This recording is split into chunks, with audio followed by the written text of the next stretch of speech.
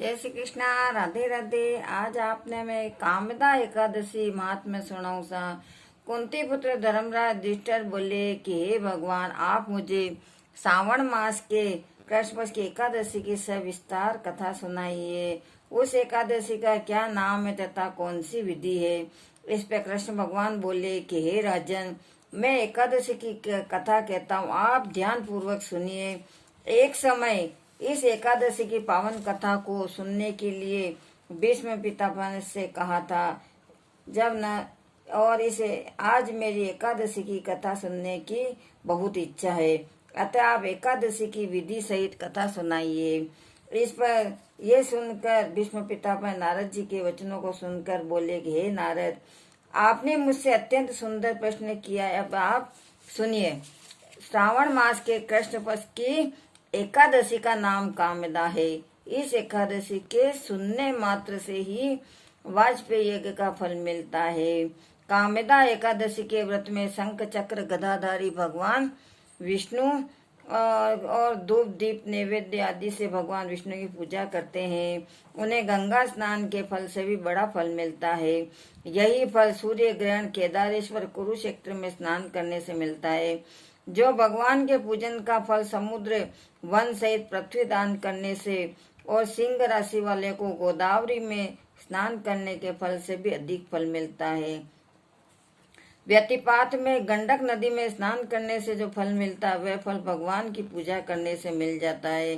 भगवान की पूजा श्रावण मास के कृष्ण पक्ष की एकादशी के फल के बराबर है। अतः भगवान की पूजा न बन सके तो आपको व्रत अवश्य ही करना चाहिए। और आभूषण से युक्त बछड़ा सहित गौ दान करने से जो फल मिलता है, वही एकादशी का व्रत करने से मिल जाता है।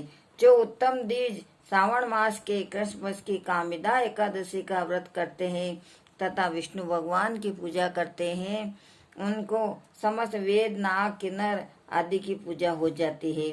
हे नारद, मैं स्वयं भगवान के ने अपने मुख से कहा कि मनुष्य को अध्यात्म विद्या से जो फल मिलता है, वही अधिक फल कामदा एकादशी मिल जाता है।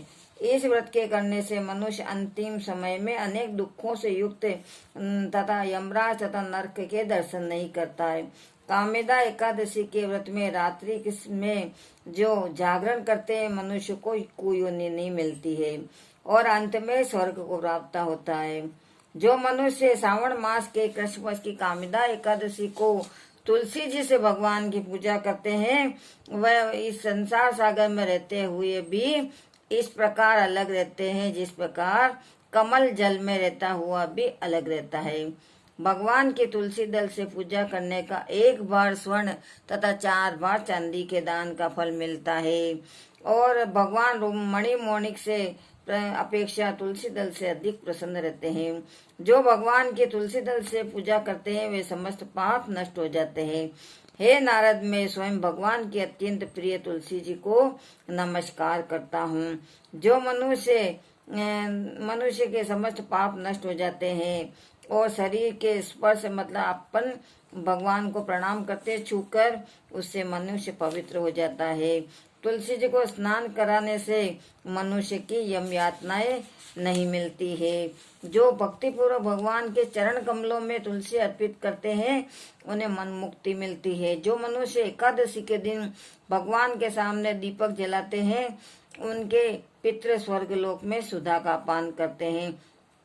जो मनुष्य भगवान के सामने घी या तेल का दीपक जलाते हैं, उनको सूर्य लोक में सहस्रों दीपकों का प्रकाश मिलता है। जो इस व्रत में करने से ब्रह्म हत्या, ब्राह्मण हत्या आदि के पाप नष्ट हो जाते हैं। जो इस लोक में सुख भोग कर अंत में विष्णु लोक को जाते हैं।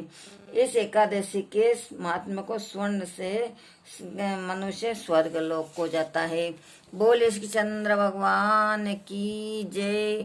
जय श्री कृष्णा। लाइक करे प्लीज और आगे बतावे, ताकि कमेंट करे, मैं और आगे भी कुछ पहुंचाने की कोशिश करूंगी। जय श्री कृष्णा।